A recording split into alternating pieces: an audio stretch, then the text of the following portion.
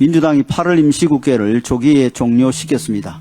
국회 회기는 여야 합의에 의해 결정하는 것이 오랜 관례였음에도 민주당은 자당 출신 국회의장을 종용해 안건을 상정시키고 의석수로 가결을 밀어붙였습니다. 지금까지 다수당이 쟁점 법안을 일방 처리할 때 필리버스터에 대응하기 위해서 회기를 조정한 적은 있었지만 체포동의안 표결을 피하고자 회기 쪼개기를 강행한 것은 전대미문의 일입니다. 이번 건은 오직 한 사람의 정치적 이해관계를 관철하기 위해 국회의 활동 전체를 중단시켰다는 점에서 황당하기 이를 데 없습니다.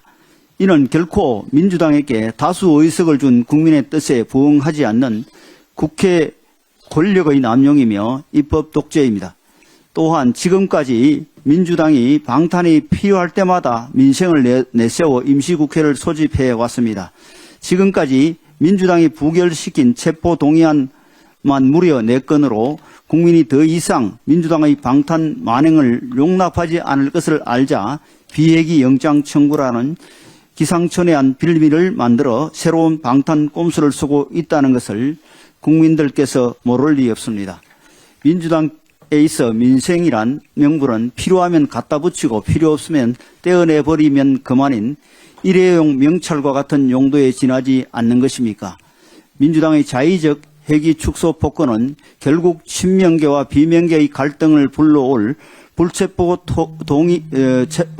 동의안 표결을 피하기 위한 것으로 자당의 당내 갈등을 봉합하기 위해 국회의 오랜 관행과 선례를 한순간에 파괴하는 반의회주의적 폭거입니다. 이는 또한 구속영장 청구와 회기 중에 이루어질 경우 불체포 특권 포기 약속을 파기하기 위한 명분을 쌓으려는 책략이기도 합니다.